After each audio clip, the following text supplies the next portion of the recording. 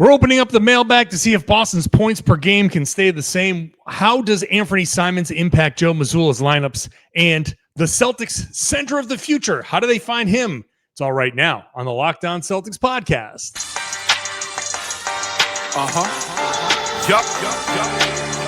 Beantown, be ever ready.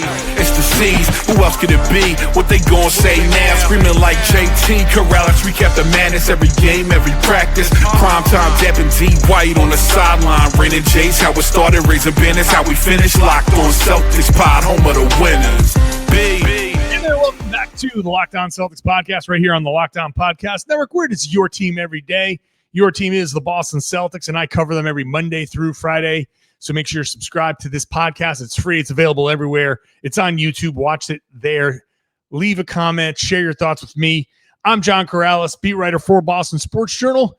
I've been doing this job, a version of it, for about 20 years now. I've written a couple of books about the team as well. So I would love to see you become an everydayer. Join me Monday through Friday. The show is also available. It's going to be a post-game on the weekends. So if you're watching me on YouTube, you see I'm in a different background. I'm in New York City for a quick trip, a work-related trip that I hope to be able to tell you about in the coming days. It's nothing spectacular. I'm not like building anything up, but hopefully we got something cool to talk about. And later on this week, Bill Chisholm is actually going to talk to the media. So I will have that. So again, make sure you're subscribed. You're going to hear from the new Celtics owner. I will play you the things that he says. I will react to the things that he says. That is coming up later this week. So make sure you're subscribed. When that happens, you'll have it here and plenty of reaction. But what we're doing today is a mailbag, and mailbag questions can come in at johnkaralis.com/mailbag. That's johnkaralis.com/mailbag. You can do what Bill did to submit a question. He asks, is it possible that the Celtics per game scoring might not go down without Tatum because they actually play faster without him? I love him, but he does like to walk it up, and everyone defers to him doing that. So I love this question because I do think this does speak to the Celtics offense and what it's going to be moving forward this season, at least without Tatum. And I think, importantly, potentially with Tatum moving forward after that, right? Like, yes, the Celtics need to play faster. And so their pace is not going to be in the mid-90s. Hopefully it gets up to 100 and something, over 100, which is, possessions per game per 48 minutes. So if you can get up over 100 possessions, those extra 4, 5, 6 possessions, you score on 2, 3 of those, and now maybe your percentages go down a little bit, but also, look, the Celtics can make that up. And if the Celtics offense is proven to be effective without Tatum walking the ball up, if Tatum sits most or all of this year and the offense runs really well or somewhat well without him, then I think there is a discussion to be had. Like, obviously, Jayson Tatum is the Celtics kind of MVP candidate. Obviously, the Celtics are better with him. But if the Celtics can average 100 and, somewhere in the teens per game, points per game, 114, 15, 16, something in that range, without Tatum, then Tatum can sit back and be like, okay, look, they don't need me to score. And I think he knows that, but I think coming into the season without, Porzingis, without Drew Holiday, without, as much firepower, I think the Celtics, there's a thing that Tatum can like hang his hat on, like, hey, look, these guys, it's going to be a struggle to score without me. I know they got JB, they got some good players, but this offense isn't going to be what it can be with me. And if it can be good without him, then he can say, okay, look, I need to be a little bit more, I need to adjust my game a little bit more. And I think that can help the Celtics in a big way, because you don't want to just be the slow down, everybody follow Tatum's lead kind of offense. I like the fact that they're going to be playing faster. So yes, the Celtics are going to be forcing more turnovers. They hope this year that's going to be a big emphasis for them, forcing more turnovers. Can they start the offense sooner earlier in the shot clock, 17, 16, starting at 12, 13, like those extra few seconds, run a few actions. If they can cut more, if they can do all of that stuff and run a fairly effective offense. And if the Celtics are mediocre, it's because their defense has suffered. Then Tatum can come back and say, okay, look, I got to be more of I can adjust my game to be a little bit more up tempo. I can play faster. Right. And I don't think it was just Tatum. Like, Tatum is a culprit for sure, but I don't think it was just Tatum. I like to walk things up and be slow. I think the makeup of the team, you have Porzingis, you had Holiday, you have all of these guys on the team that you don't need to cut and move and all of that stuff that the Celtics are going to need to do this year. You didn't need to do that. All you had to do, and why they slow things down and surveyed the floor, was, okay, where's the mismatch? Tatum has the ball. He's walking it up. Who has the mismatch? All right. Is it KP? Is it Jaylen? Is it Derek? Is it me? Or who has the guy that I want to pick on? And you scan the floor. So there's a lot of that going on, or there has been a lot of that going on with the Celtics. Their best offense, especially come playoff time, you say, all right, because everything in the offense or in the playoffs, it's tougher. So you just say, that's our pigeon right there, where I'm going to call him into the action. Who has him? How are we going to do this? And now with a less talented team, it's you can't just walk it up and pick out your pigeons. You have to be able to move and cut and create your advantages, because you don't have the same number of mismatches. So I think even with Tatum, there would have to be a little bit of an adjustment with how they play. So I agree with this concept. I do think the Celtics can run an efficient offense by cutting and playing more up tempo and getting the pace number higher and forcing more turnovers and getting those possessions up. I think they can certainly do that. And I think that'll be a great thing to see for us and for Tatum and for everybody.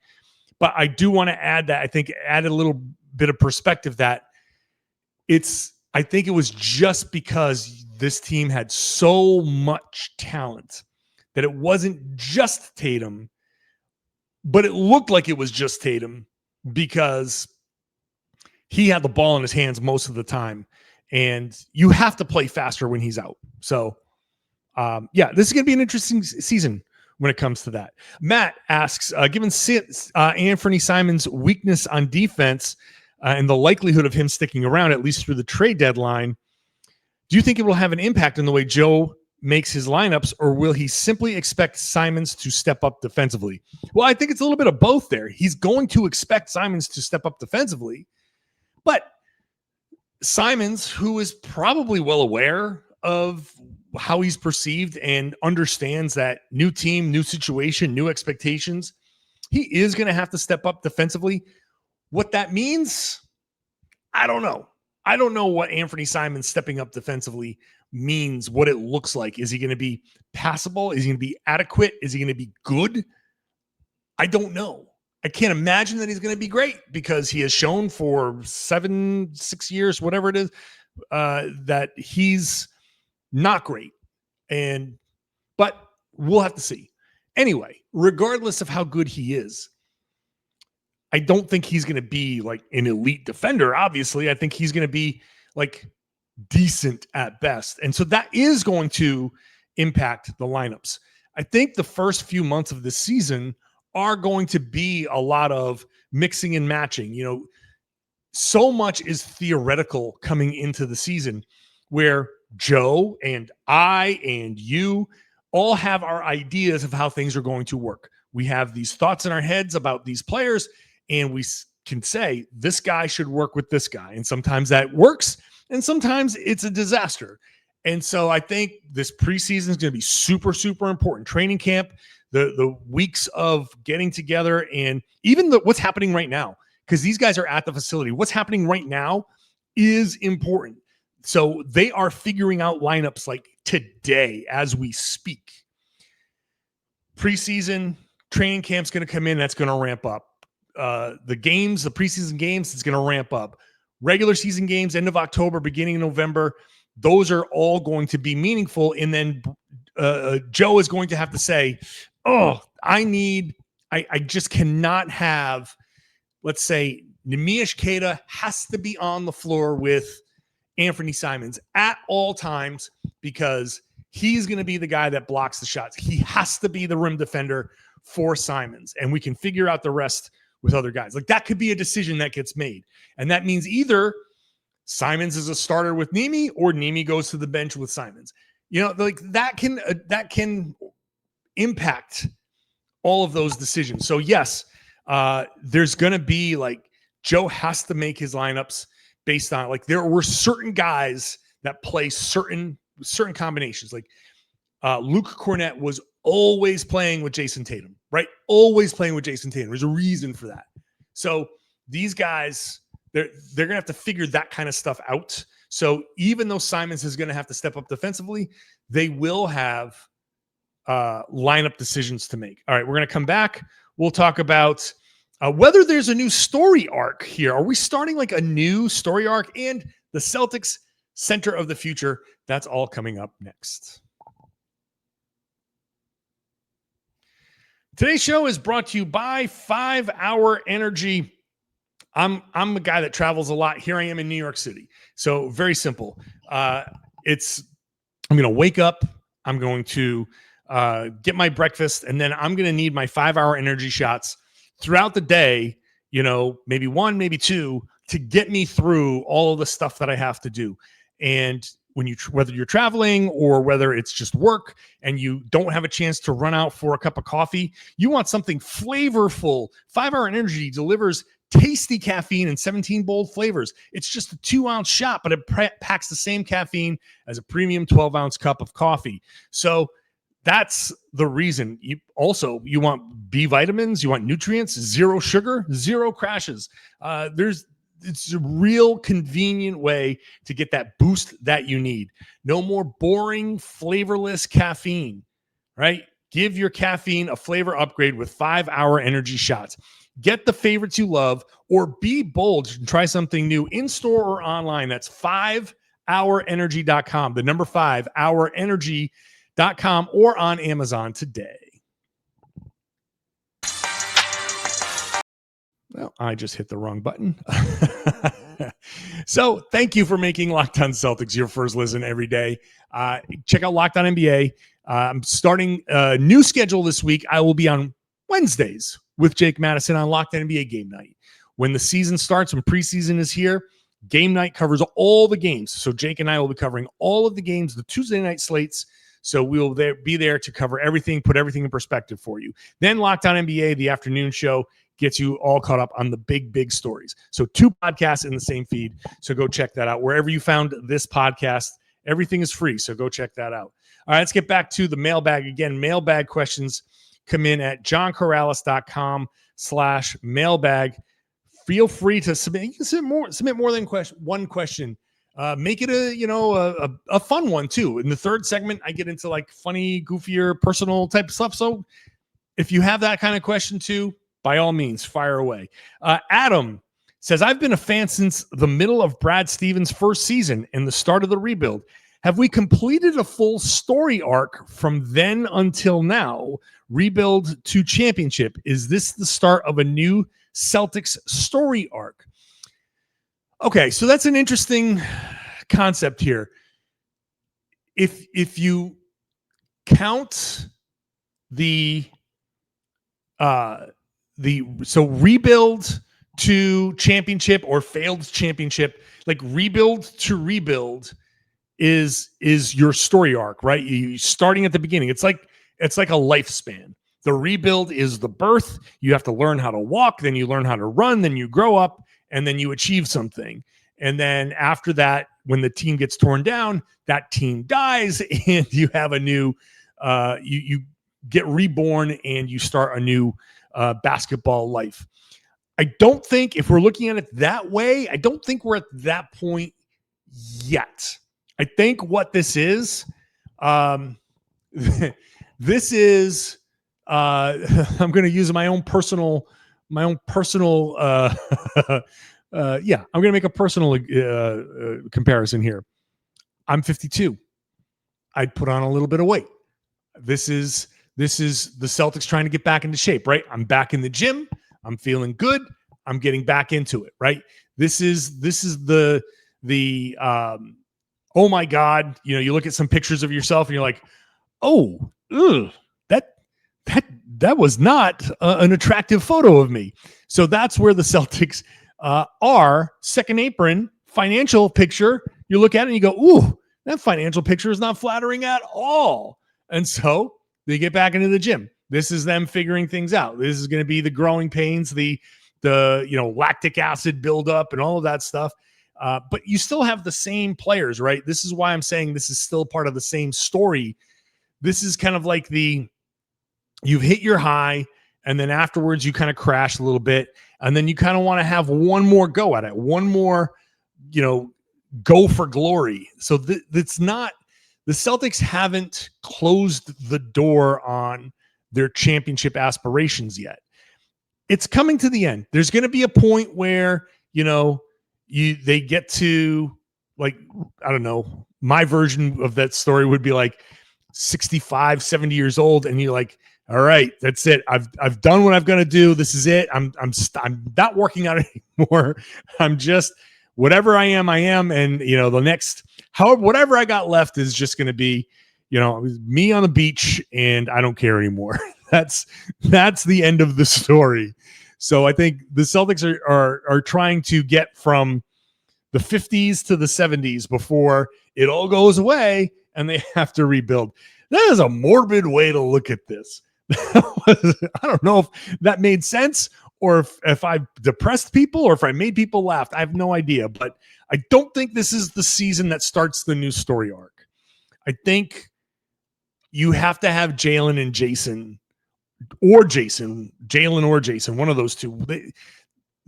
The move away from that core, one way or the other, is the start of a new story. So as long as these guys are here, that I think we're still at the, still telling the same story.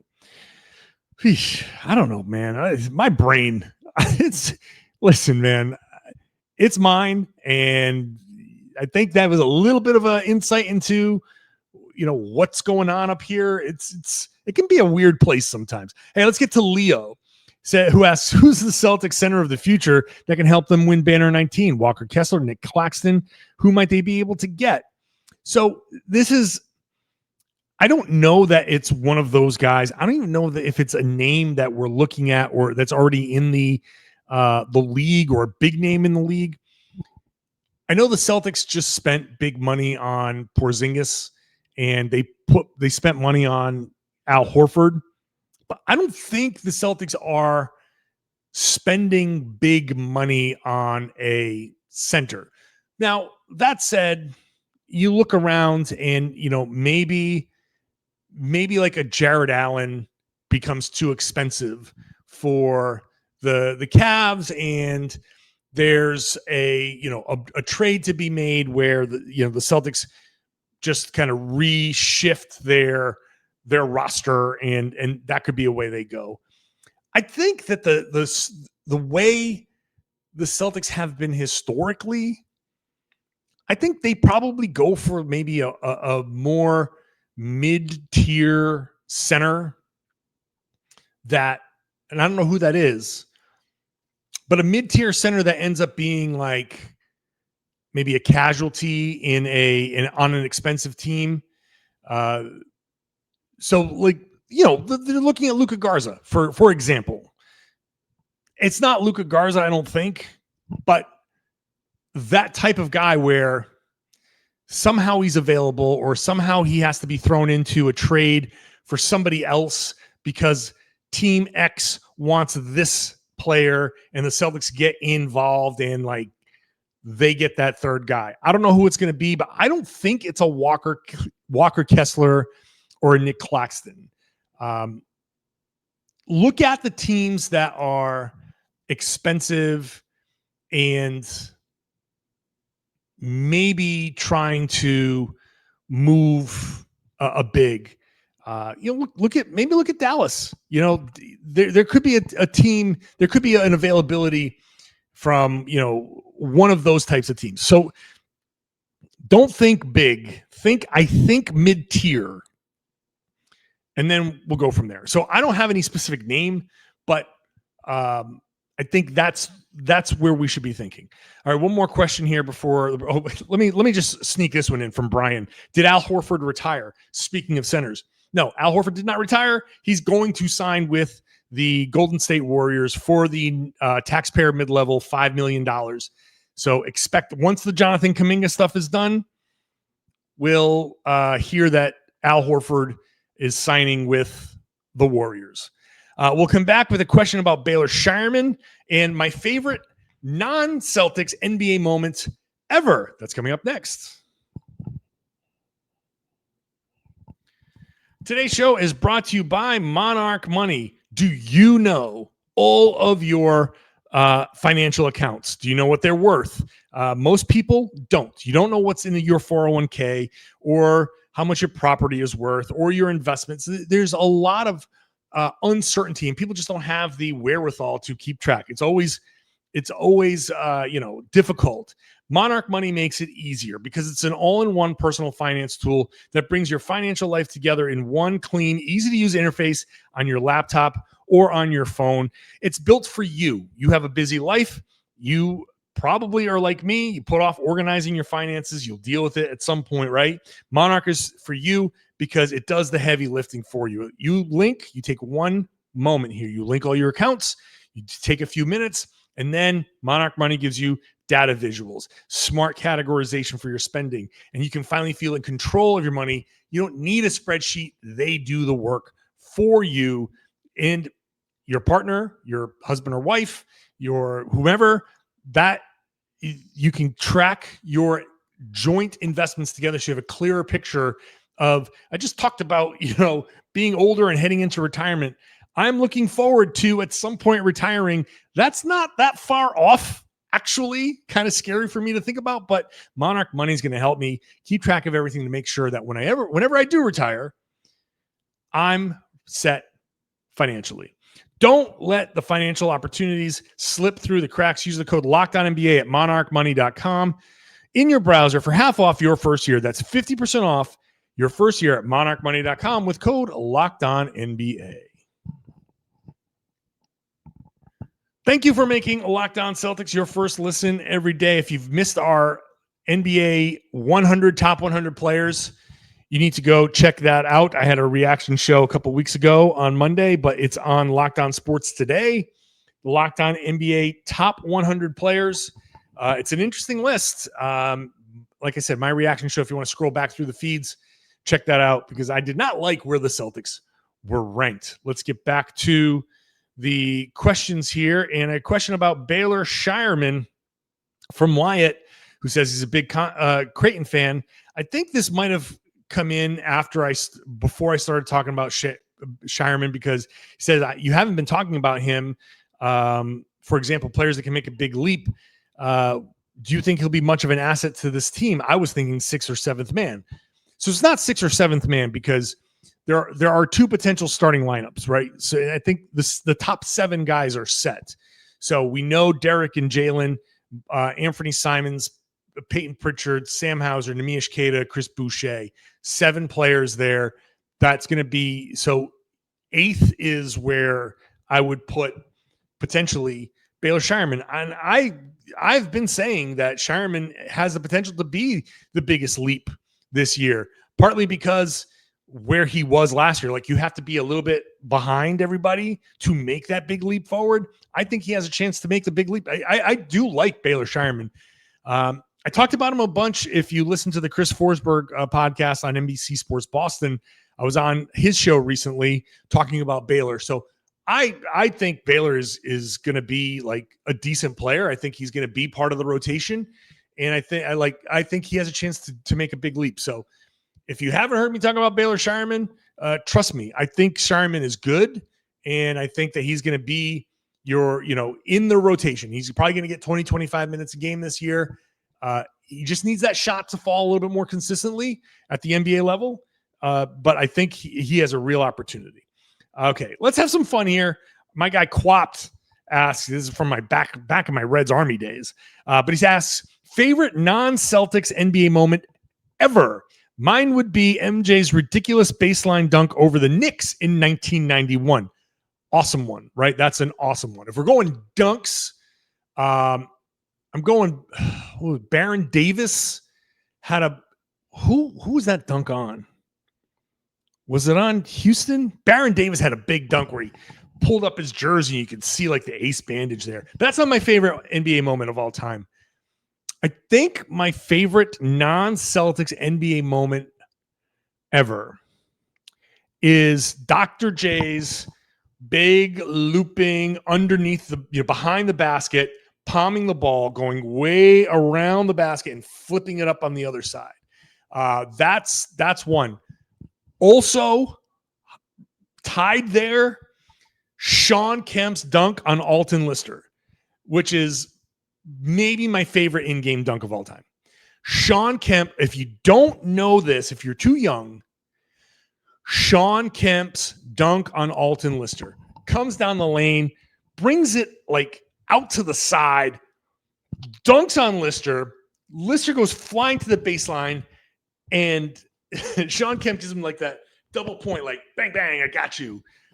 That was unbelievable. So Dr. J for that like crazy scoop thing, that's one of the most amazing moves I've ever seen in my life. Like, how do you even think to do that? If we want to throw another one in there, another Dr. J moment, when he dunks on, who did he dunk on with the Lakers? God, I want to say it was like AC Green or something. He comes down, I forget who it was, man, where he goes up and whoever it was jumps and then in midair, like decides like, ooh, nope, I'm just going to cover my head. That was an amazing moment too. As I'm talking these through, there's so many. Shawn Kemp's dunk on Alton Lister though. Holy crap. That was incredible. Matt asks, this is a fun personal one. Have you had any experience calling a game live? If so, did you enjoy it? And is that something you'd have an aspiration to do more of? I did actually do that once. It was a long time ago. I was working for WMUR in Manchester, New Hampshire. And I forget the two teams. It was like a Division 3, Division 2 basketball game. And I got to do color commentary for it.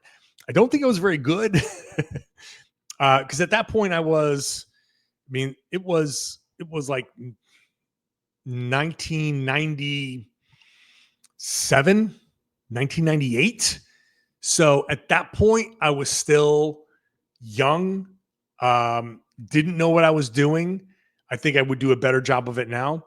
And I would love to. If anybody is listening out there, if Brian Scalabrine has like food poisoning from his pregame meal and they need somebody to jump in, I'd be happy to hop into that. But I love what I do. I love doing TV, whatever TV it is. I've done plenty of it, from hosting things to being a commentator to all different roles. Anything to do with basketball, put me on TV to talk basketball. I'd be happy to do it. I would love to do a game live. So that would be awesome. All right, we're going to wrap it up here. This is another fun question here. Again, these third segment questions get to be a little bit fun. Mike asks, you're heading out with your buddies to watch a Celtics game. Food, ambiance, and other patrons are all factors. Where are you going and why? And the list is, these are all TV bars. Poor Richard's, Cheers, The Drunken Clam, Moe's, and Flaming Moe's. So first of all, love the distinction between Moe's and Flaming Moe's. All right? Just masterful work, Mike. Poor Richards is from The Office. I'm throwing that out right away. That's not even an option for me. Scranton, Pennsylvania. I'm not going to a bar in Scranton, Pennsylvania. I'm throwing out The Drunken Clam. because I'm not a big Family Guy guy. It's not my favorite show in the world, so I don't think I want to go hang out with those guys. Now, Moe's and Flaming Moe's. Flaming Moe's is too crowded and I'm too old. Is a funny thing happens when you get to be my age. When you reverse the numbers, when you're 25, you go to a bar and you're like, ugh, this bar is empty. It sucks. But when you're 52, you go to a bar and you're like, oh, thank God this bar is empty. And you go in because no one's going to bother you. You get to sit at the bar. You get to watch your TV. You get to have like a waiter or a bartender pay attention to you. And it's great. So just if you're in your 20s and you're like watching or listening, just know that this is going to happen to you. Like right now, you go to a bar and you're like, oh, it's empty. And you go to a place that's packed and you love it. Totally get it. I used to do the same thing. Just know that at some point that goes away and you're going to be an old person like me and you're going to be like, ugh, people. I don't want to be around people. Okay, so Flaming Moe's is out because it's just too much of a scene. So that leaves me with Cheers and Moe's. It's a tough decision. I feel like if I go to Moe's, I'll get into a fight with Barney over the best British Prime Minister. I'm a Pitt the Elder guy, and I know he's a Lawrence Palmerston guy, and I don't want to get into a fight. So I'm going to avoid Moe's. Also, big rat problem. Always a rat problem with Moe's, and I don't think there's a lot of food at Moe's other than whatever's in those little bowls. So love Moe's. I've actually been to Moe's at the Universal Studios in Orlando. I've been to Moe's. I have eaten there too, which was fun, but it was a long time ago, but it was fun. So that leaves me with Cheers. And of course, Cheers is like my favorite show of all time. And I love that show to death. So that's always going to be my obvious choice, but I had to eliminate the competition too. This is very much like Who Wants to Be a Millionaire? I knew the answer, but I have to talk through all the reasons why these other answers aren't the answer. Cheers is awesome. And they got Melville's upstairs. So it could always go up for food or go up and grab it and bring it down. But always fun conversation there. You have, Cliff and Norm just chatting away in the corner. It's not obnoxious. They're always fun. Sammy doing his thing. You have a sports superstar. Sammy, the big former Red Sox reliever, Sam Mayday Malone. Carla, with her quips. Coach, you can't go wrong with Coach or Woody. I loved the Coach episodes myself. So, and obviously Boston Sports Bar. So they would be all into it with us. If the Celtics game would be on, I would walk in and they would be watching. So, and of course, you had classic Celtics moments on Cheers with Kevin McHale there, counting the bolts in the floor. Awesome episode. The fake injury where one of the best lines ever for me in television history. You have to, just from a personal level, from a Celtics level, where Gary's Old Town Tavern makes Sam and Cheers think that that Kevin McHale got really, really hurt in their pickup game because he went down with like a little sprained ankle, and he brought in an X-ray, and it made it look like his foot was broken. They were all crazy. Then Kevin McHale walks in, he looks at the X-ray, and he says, that says adult male gorilla. Huh, maybe it's Bill Laimbeer. I mean, just killer delivery, killer line, awesome. One of my favorite lines in television history when he looked at adult male gorilla and said, oh, maybe that's Bill Laimbeer. So, of course, I'm going to Cheers. All right. Thanks for the mailbag questions. I love these. I love having fun at the end. I do appreciate those types of questions. JohnKaralis.com/mailbag to submit your questions. I do appreciate everybody doing so. Thank you so much. The everydayers with me Monday through Friday. You guys are awesome. New listeners, new viewers, thank you so much for sampling and trying. If you're here at this point, hopefully that means you're going to subscribe. The season is almost here, friends. It's almost here, which means we're going to be talking a lot of serious basketball. So plenty. And again, remember at the end of this week, Bill Chisholm Celtics owner. I will have sound from him. I will react to. He's meeting the media finally this week. So that's coming up later this week. Make sure you're subscribed. And then I would love it if you shared the podcast. Tell everybody they should be listening to and watching the Locked On Celtics podcast here on the Locked On Podcast Network. It's your team every day.